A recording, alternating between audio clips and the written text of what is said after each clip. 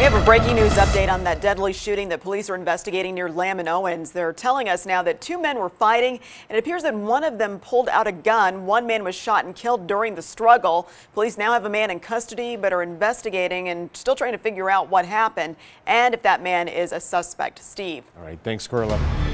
In tonight's financial focus, the stock markets were mixed today. The Dow was up 116. NASDAQ gave back some of yesterday's big gain. It lost 15, the S&P down 2.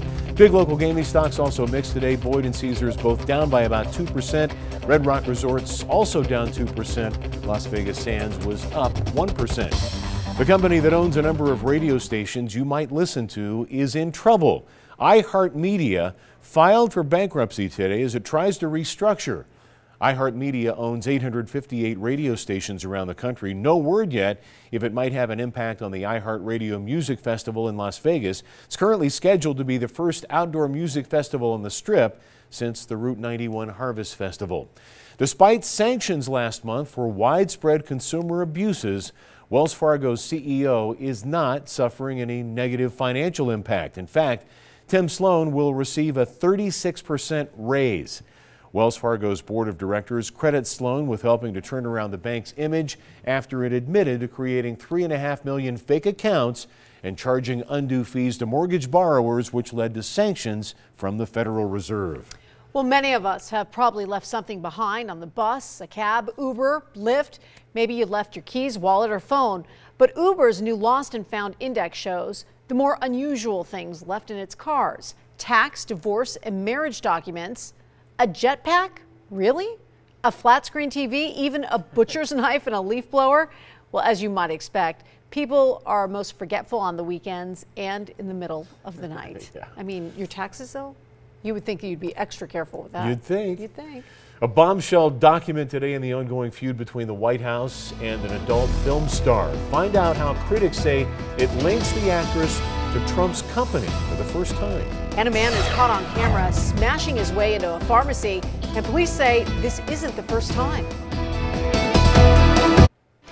New video tonight out of Calgary, Alberta, Canada, after a man is seen smashing his way into a pharmacy. You can see him outside the door banging on the glass when he suddenly shatters the bottom half of the door and makes his way inside, getting away with lots of prescription medication.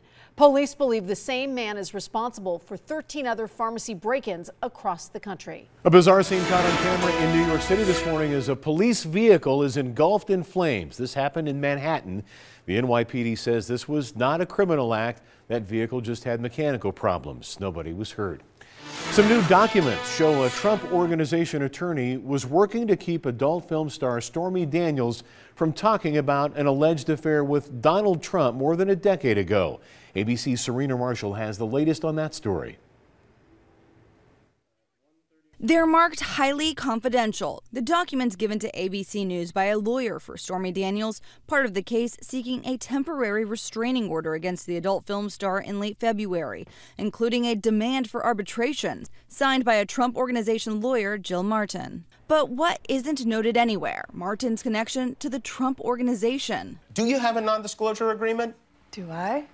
Daniels, seen here with Donald Trump in a picture she shared on social media, received $130,000 from the president's personal attorney, Michael Cohen, just days before the election as part of a non-disclosure agreement, stemming from her alleged decade-old affair. Cohen says he facilitated the payment with a personal home equity line, and neither the Trump campaign nor the Trump Organization were involved. Yeah, I've had conversations with the president about this, and as I outlined earlier, that this case had already been won in arbitration, and that there was no knowledge of any payments from the president, and he's denied all of these allegations. Although the new documents include the location as the Trump National Golf Course near Los Angeles and signed by Trump corporate attorney Martin, she says she did so in her individual capacity, and the company has had no involvement in the matter. Earlier this week, Daniels, whose real name is Stephanie Clifford, offered to pay back the $130,000, but give it directly to the president to settle all legal fights and arbitration. The White House passed on the offer. Serena Marshall, ABC News, Washington. Tension is escalating between the U.S. and Russia over the poisoning of a former Russian spy and his daughter in England. Tonight, President Trump says Russia is responsible for what the White House calls a reckless attack with a nerve agent. It looks like the Russians were behind it, something that should never, ever happen. And we're taking it very seriously, as I think are many others. The implication comes as the president issues